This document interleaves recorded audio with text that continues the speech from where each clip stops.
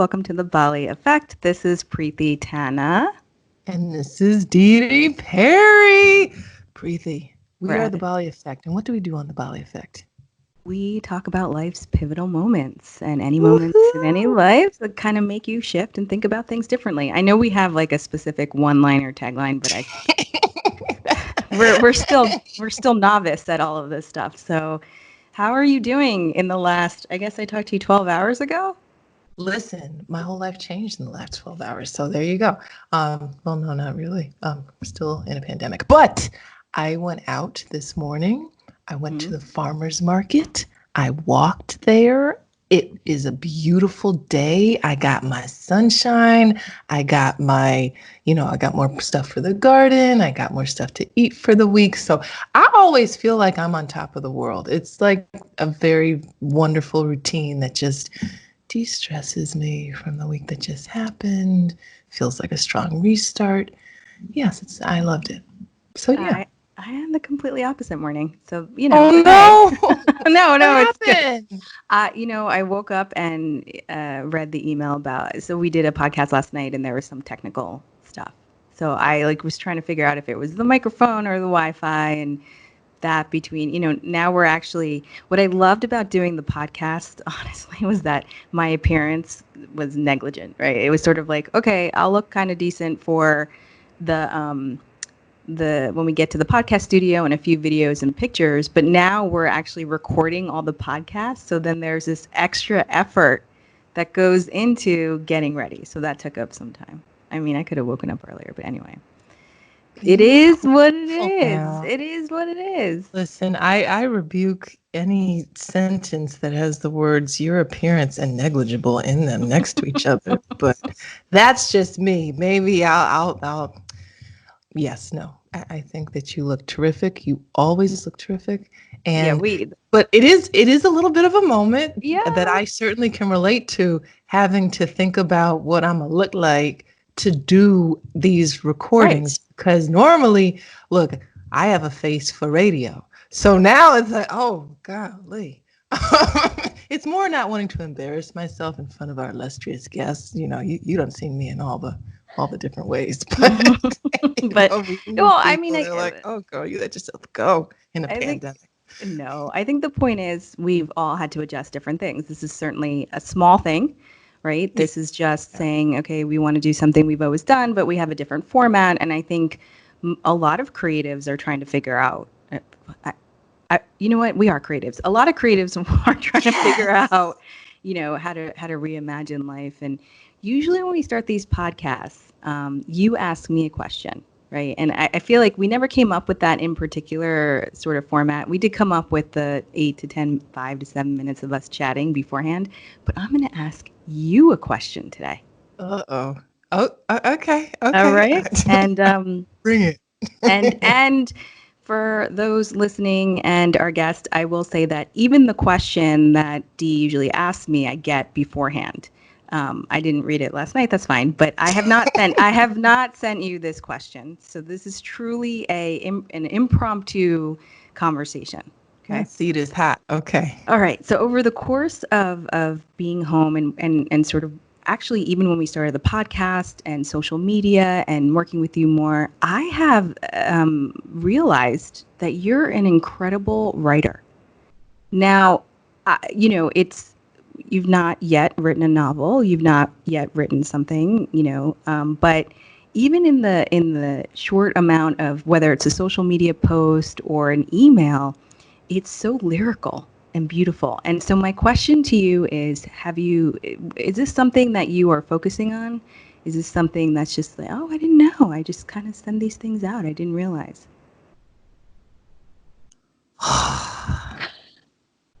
You went there. I did.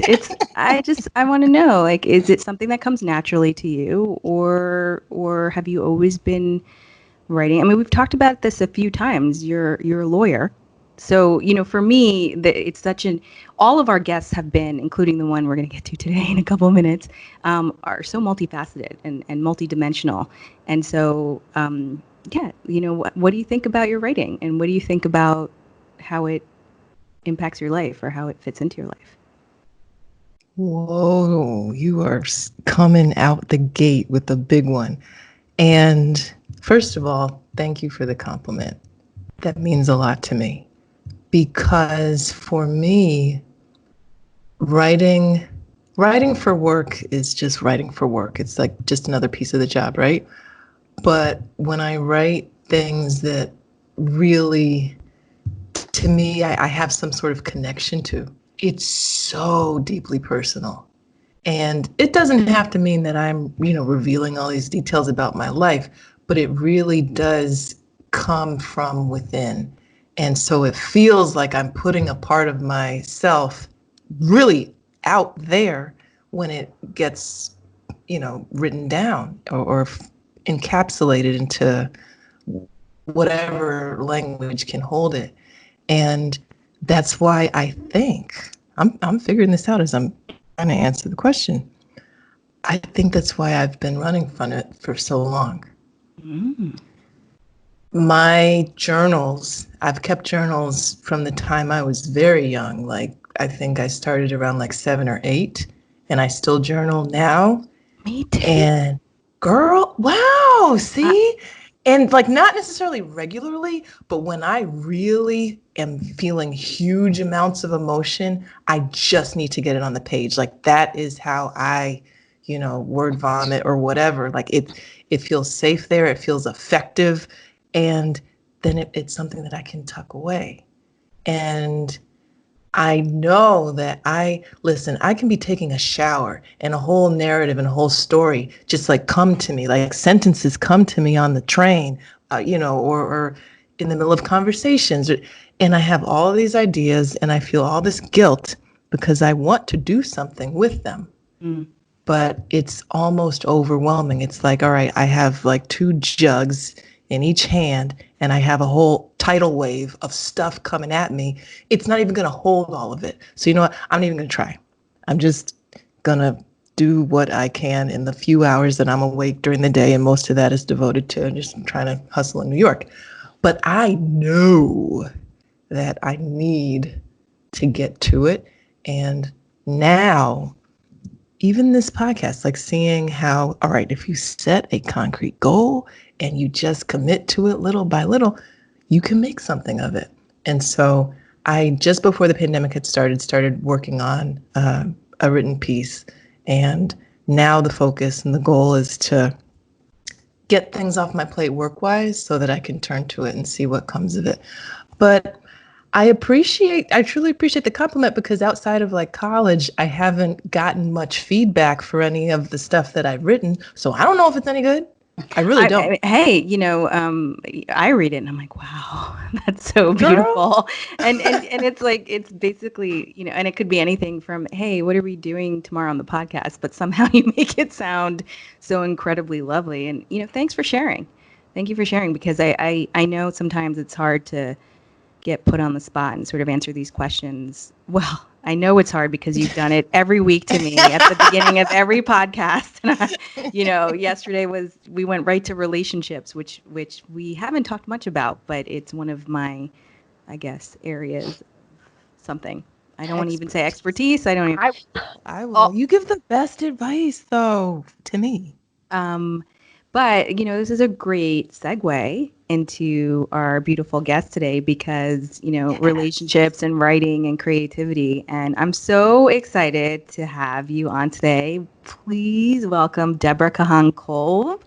Deborah is joining us today. She's not only a dear friend from, wait, you're going to hear it again, from Masala Bunga, which comes up on every single conversation, but that's how Deborah and I met. She is a mother, she's a wife, and she's an author, notably of this latest poetry book, Escape of Light.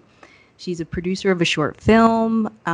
She's won many accolades. When I was trying to put all of this together for the intro, I said, okay, she has too many awards, and it would take most of the podcast to go through all this stuff. But much of your writing, Deborah, is informed by unique experiences and challenges of growing up and ultimately leaving the insular world of Hasidic Judaism.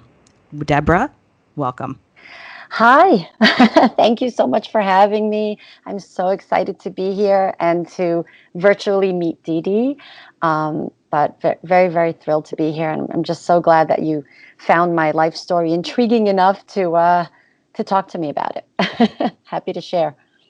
Listen, I don't even know how to answer that because it's beyond intriguing, and I guess, one of the first places we should definitely start is, as I just mentioned, and as you've told me, you were born into a Hasidic family.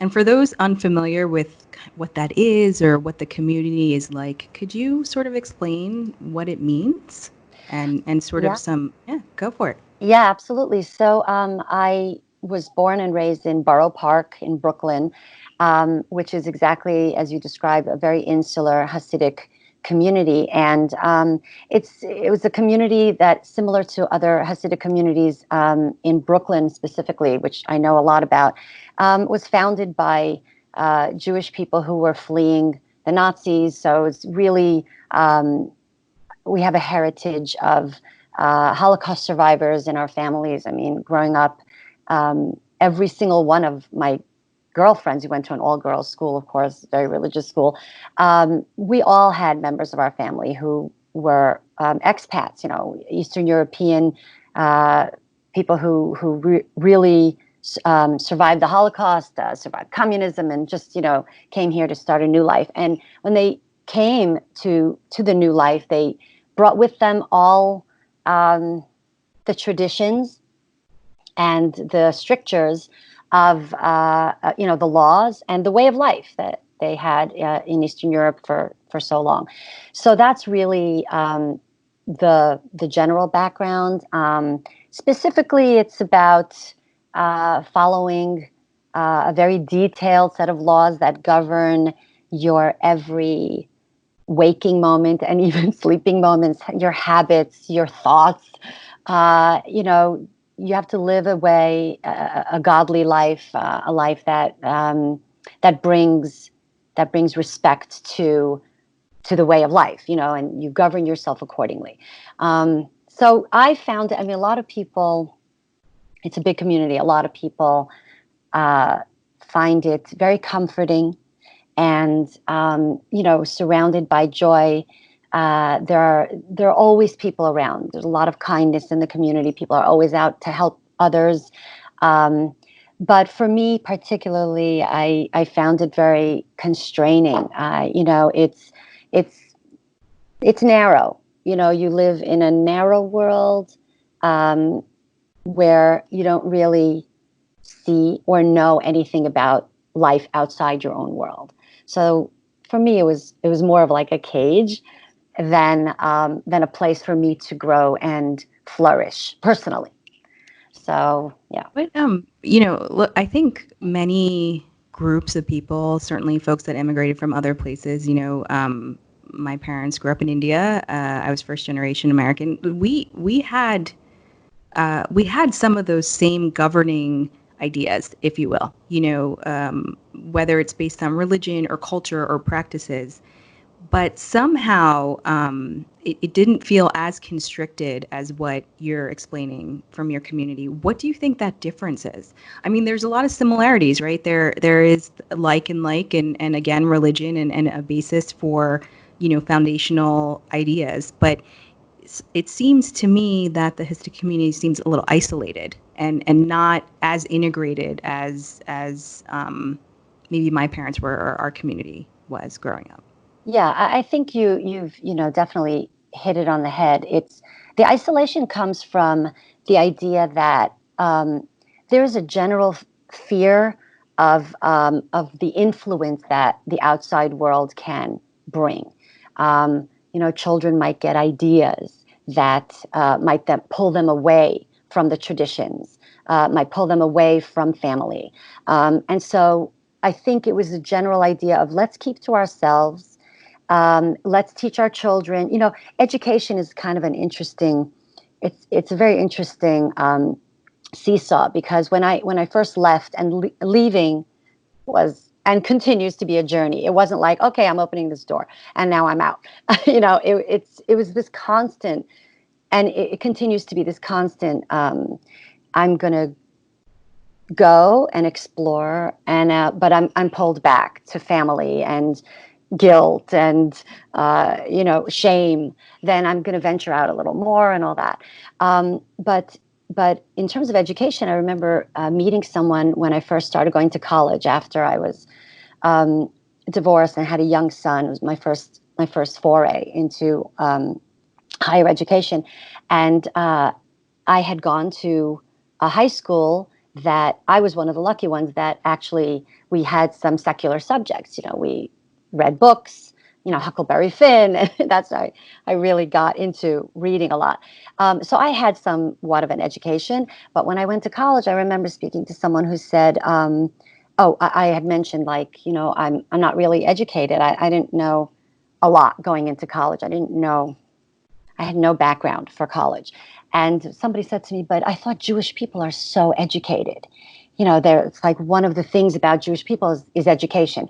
And I had to think about that one, because education in the Hasidic community is so circumscribed. There's a very specific type of education, and a very specific type of education that's absolutely not allowed and not encouraged. And education for boys, and only Hebrew education, or Jewish education. So there are a lot of rules that had to be, navigated. I didn't, were you homeschooled? And is that part No. of, okay. No, it wasn't. It was just, we had, so it's a dual curriculum. Okay. You have Hebrew studies half the day and secular studies half the day.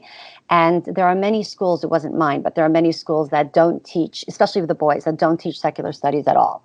So it's called a yeshiva, and it's a Jewish school with a rigorous Jewish education, and it's Orthodox. And so, especially for boys, as they get older, they sort of drop the secular education part, and really there was nowhere to go from there in terms of, it's very hard if a person leaves the community, very hard for them to navigate in the world, because they don't know anything, math, science, how to write. We're talking about writing a paragraph. I mean, these things are difficult. So I was lucky. I mean, I went to high school, but some of my friends didn't, or they went and they only studied, Jewish subjects, and were expected to get married right after high school and start a family. And so there really is no path after school for anything outside of family,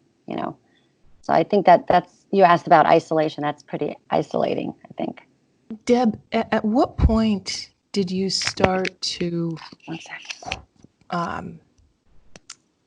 At what point did you start to see the lifestyle that you were born into, were raised around, as potentially isolated, such that you're like, maybe there's something else that I might want for my life moving forward? Yeah, that's a good question. I mean, I don't want to give the wrong impression. I didn't have a horrible childhood. Sure. I had, there were many fantastic moments. I mean, I was very creative in school, and I was the captain of the dance team or whatever. We did performances.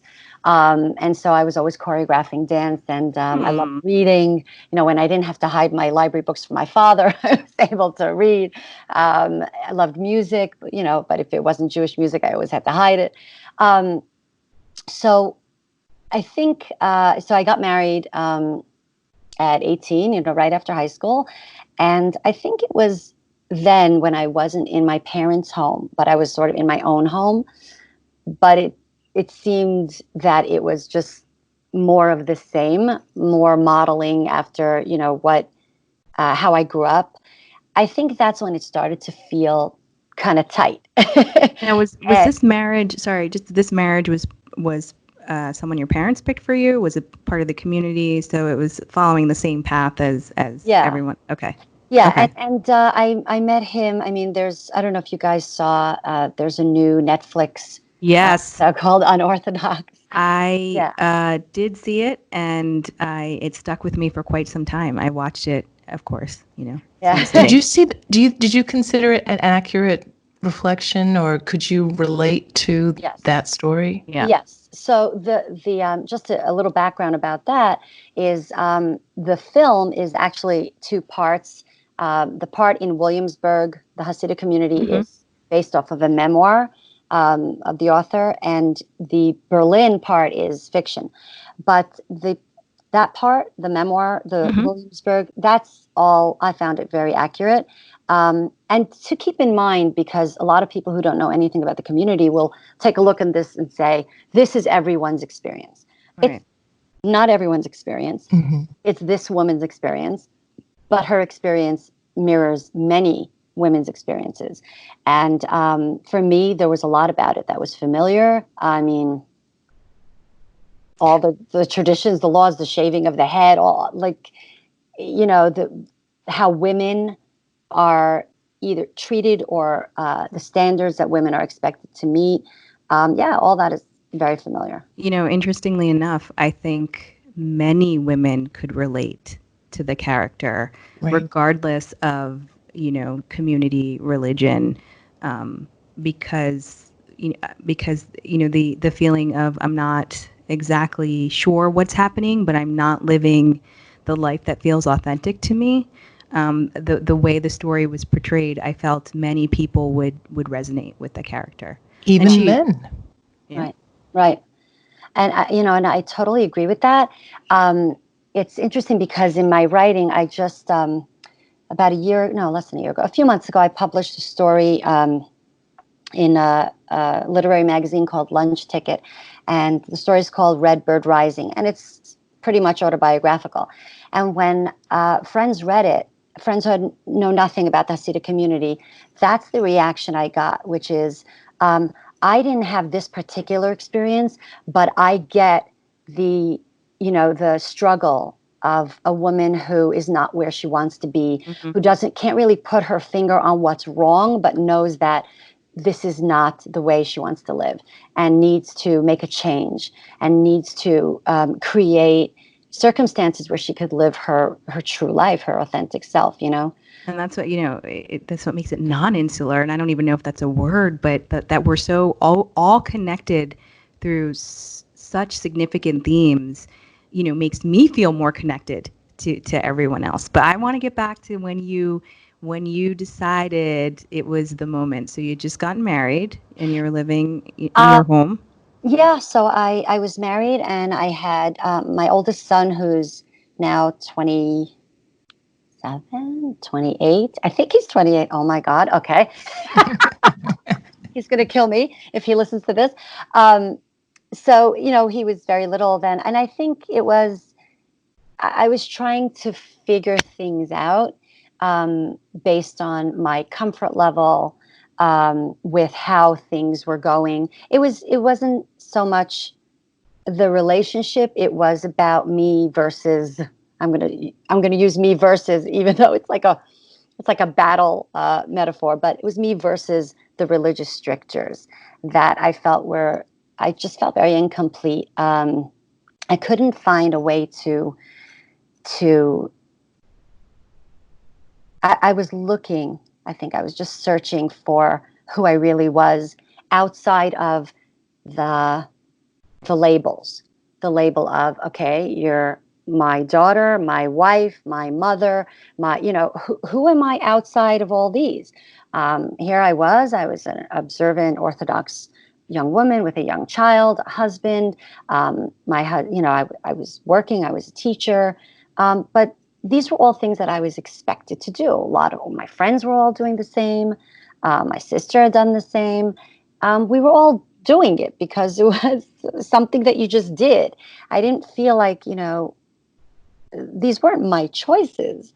They were just choices that were made. Mhm. I felt like I think the term I'm looking for is agency, that I didn't know it at the time. But, upon reflection, that's what it really was. I didn't have agency in my life to make my own choices. And even if I ventured, and I did venture, to, form opinions or to say what I really wanted to do, it was inevitably met with kind of condescension and ridicule. And why would you want to do that? And, that's not allowed. And that's not, it's frowned upon. And it seemed like there were just doors slamming shut a lot in my face. And so, over the years, it contributed to this restless feeling of this is not the life that I want to be living, you know. At that time, did you have anyone that you were able to confide in about what you were feeling, this restlessness? Like, did you have any siblings, girlfriends, your husband, or did you have to keep that all inside? Totally inside. There was really no one who I felt safe enough to confide in, or no one who would understand. It was really, there was a lot of fear of censure for me. I mean, if I would say something or express unhappiness about things, it would be my fault. It would be, um, you know, it would come down to what am I doing wrong, you know. I didn't really feel like I had a support system that would encourage questions. I mean, I literally got answers if I would ask questions. I would get answers like, you're not supposed to ask questions, you're just supposed to believe, or, you know. So there was really no one to talk to. So it kind of boiled over. You know? Like, walk us through the day, the day of, okay, today's the day I'm leaving. Oh God, I want to know. I think everyone wants to know, really. Book, chapter, and verse. Yeah, tell us. Intended. The most difficult question, because there is no one day. There's no one day. It's an amalgam of moments of searching. You know, I want to see this show. I want to go out to Manhattan. I feel like I want to study literature. I want to write and publish something that no one will, you know, look over my shoulder. It was one thing after another. I want to wear this. I want, you know, and a number of these moments, and they're small moments. I think that's what it was. It came together where it was an implosion kind of thing. Right. So was it that you picked up your son and was like, I'm out? Was there a planning process? Like, how did you go from being married with a son to being a single mother in college, correct? Yeah. Eventually, I made my way to college. I brought him with me at night. I was working during the day, and then he came with me at night. And how did I go from the state of marriage and religion to the state of single mom and being not religious? Very difficult. Threats, community, coming down on me. If you do this, I'm taking your son away. Losing custody. If you ever want to see your child again, you have to comply with X, Y, and Z. Very difficult. Very difficult. No, I mean, no support at all. Did you just family turned against me, and it was very bad. Yeah. Did you just leave in the middle of the night? Did you have a safe place to go? What did it look like actually physically departing? It's like, I refuse to give the playbook on how to do sorry, this. that's fine. Okay, no, but if you feel comfortable, yeah. Yeah, or no. Question, how long did it take to transition physically to a new space? Because definitely, as you were saying earlier, it's still a process. But right. How long until you were just physically living independently? That took a while. I reached out to, when I was leaving Borough Park, I reached out to a friend out on Long Island who I knew. She was religious, but she wasn't Hasidic. She was like what we call modern Orthodox, where lived in a different community that was much more tolerant.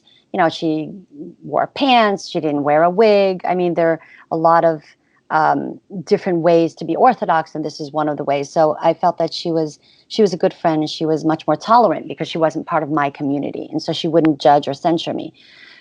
So she helped me find an apartment. She helped me find a school that my son could go to that would be a blend of where my ex-husband would allow my son to go, would still approve of it. And so we worked together on that, and she really helped. Yeah. Are you still in touch with her? Yes. Yeah. We've been part of each other's lives for a long time. She sounds That's like a good friend. That's a very good friend. Yes.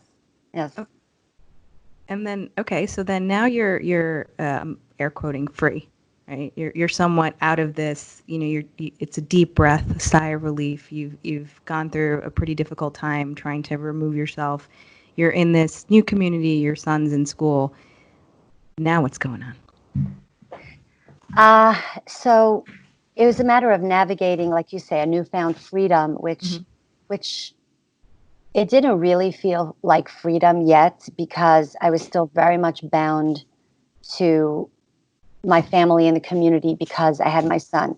And the only way I was able to have him in my life was if I followed certain rules. So whether I wanted to continue keeping kosher, whether I wanted to continue keeping the Sabbath, I had to continue a lot of these things that I otherwise might have given up.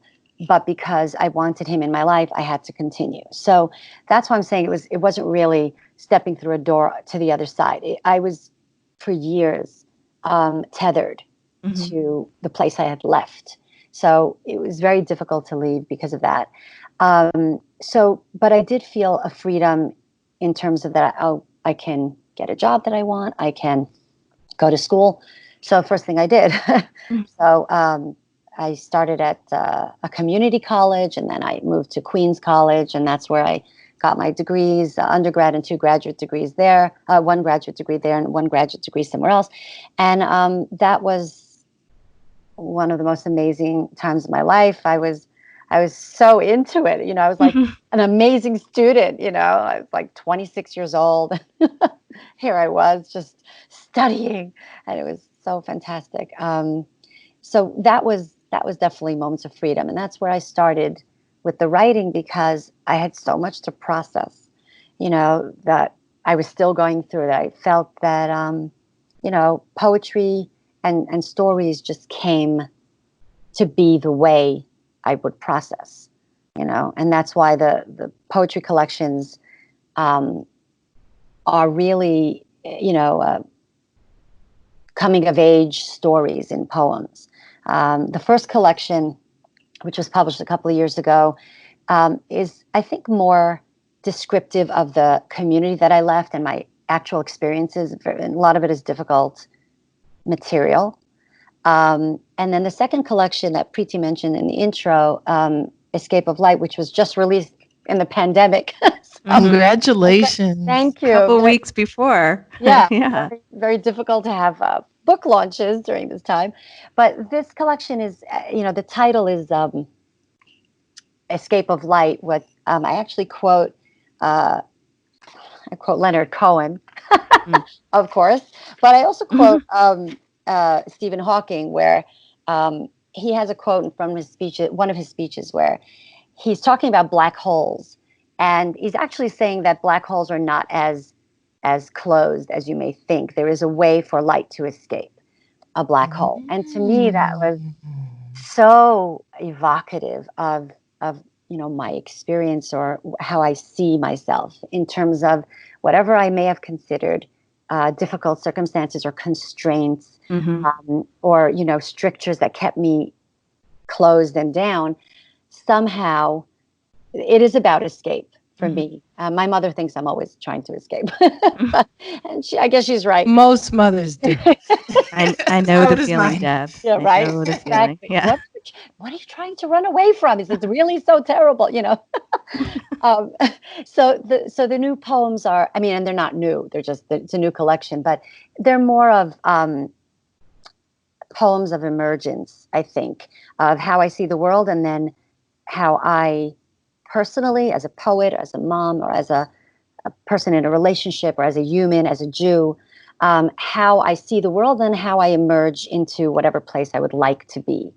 So I think there's like that difference between the two collections. But a lot of people have asked me, why don't you write a book? Why don't you write a book? Your story's so interesting and it's so fascinating. Why don't you write a book? And I'm like, well, it's all in the poem. If You're you, like, read the poem. read the Yeah. poem, then you'll get a pretty picture. Deb, I have I might take a different turn here, and you might steer Yes. me right back to the writing. But I think this conversation ultimately did come through in your writing. I remember you and I sitting in your car, I don't know, maybe in the past 5 years, I would say. I mentioned at the top of the podcast that we had met through Masala Bangra, so it might have been after a class or something that we're doing, but and I am for sure, I think I remember going through some relationship issue. Sorry, which seems to be always the case. And we're sitting in your car, and you were telling me about, your relationships, your marriages, plural, correct? And I remember thinking in that moment, looking at you at that particular time, I thought you had all of it together, man. You are married to a great guy who is super fabulous, and you live in a beautiful place, and your kids are great. And so for me, I remember sitting in the car thinking, oh my gosh, she has been through a significant amount of emotional, I don't want to say turmoil, but an emotional journey through relationships. So I'm curious if you're comfortable talking a little bit about that, like your first relationship, which we all know is, sort of mirrored upon what we grew up learning and understanding to your current, and sort of some themes along the way, and your discovery of yourself through those relationships. And by the way, it was a great conversation. That's why I'm bringing it up, because those are some of the conversations I wish we could give to everybody. I'll see if I can recapture, because I don't really, I don't. Well, I some of the speaking to you, but some of the themes where I just, and again, you can feel free to move away from it, but I thought I recall a theme of your family not being part of your family because of certain relationships, and there being a distance there, and sort of overcoming that. Yeah. So I mean, I'm happy to talk about it, because it's my reality. Yeah. So the way I've described to you guys, growing up, for me, there was really no way to define myself outside of what was expected of me. So as a child, I was expected to be, a good daughter, a dutiful daughter, a good student, a respectful daughter, a good sister. I don't know how good I was, though. As a sister, I don't know. But, so that was expected. Then, getting married right after high school, as was done, for me, not knowing anything about the world or anything about relationships, I mean, we had no contact with boys at all, like zero. Sounds familiar. Yeah, right. Yeah. School girls, and not allowed to talk to boys. If you get caught, oh my God forbid, things like that. So the dating process, as you saw in Unorthodox, is you sit across the table from a stranger, a boy who, my parents had told me about him, but now I was getting to know him. So we had across the table, dining table conversations like 3 times, and then we got engaged. And then we didn't see each other for 9 months. He went off to Israel to study, and then we got married after that period of time. So we're talking about relationships. So that relationship was really, a very young couple who know nothing. As you said, Preeti, just mirroring what they know from their parents. This is what marriage is like. This is what relationship is like. And I think that there's another concept of like habit as opposed to thought. You do things, you end up doing things because it's familiar, but not necessarily because you put your own thought into it. I'm saying this obviously about myself, not because I thought about it or have an opinion about it, but just because it's the way it's done. So that was the first relationship. But then after I got divorced, Can I jump in and just ask? Yes. Sorry, very quickly, Deb. Were you in love with your husband, or did you love your husband? Did that evolve before the marriage ended? No, we had a good relationship in the beginning. Okay. Yeah. Okay. So I'm going to leave it. I was just curious. Yeah, sure. So yeah, that was my experience. It was a good relationship. He's a good person. So in terms of relationships post, my first marriage, the only way I knew, and I think this is what we spoke about, Yep. Preeti, the only way I knew how to be accepted or loved was to be married. I didn't know how to be single. I didn't know, and there was a lot of fear about being single, about not being a part of the family, not being accepted or acceptable. You had to belong to somebody.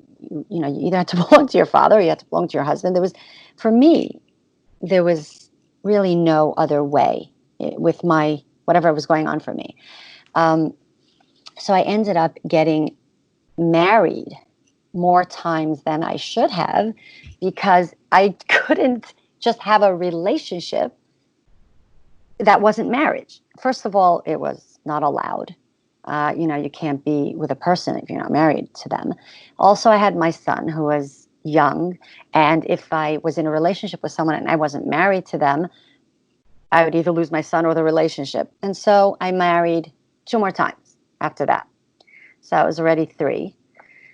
And then after the 3rd divorce, so you could just call me Elizabeth Taylor. Well, to just add levity to this, I think the conversation was, Deb, how do you get married so many times? Like, I don't understand. You're like, okay, listen, let's have a real conversation about why I got married so many times. Right, exactly. Let's just talk about that, And I'll just also some levity here. I was doing a poetry reading at Cornelia Street Cafe in the Village, which has very sadly closed down. But anyway, I was doing this reading, and one of the poems I was reading is actually in the new collection, and it's called. Oh my God! It's called. Hang on a sec. It's an unusual collection. It's called An Unusual Collection, and it's sort of it puts the reader in like a museum of husbands. Like what are you looking at? The exhibits of marriages. What do you get? What is left over for a museum exhibit from a marriage? That's sort of the construct.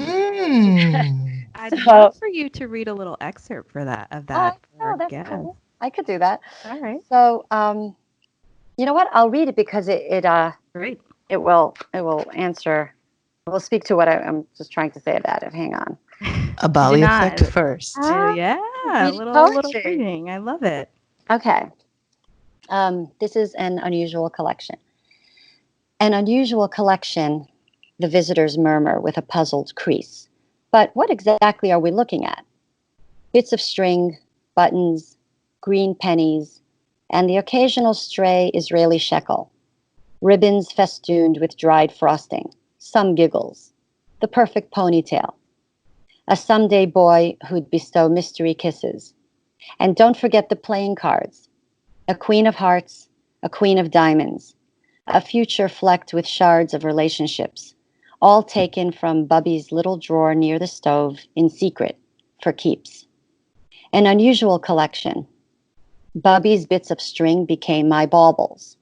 I took for keeps the forgotten things, the things no one else wanted.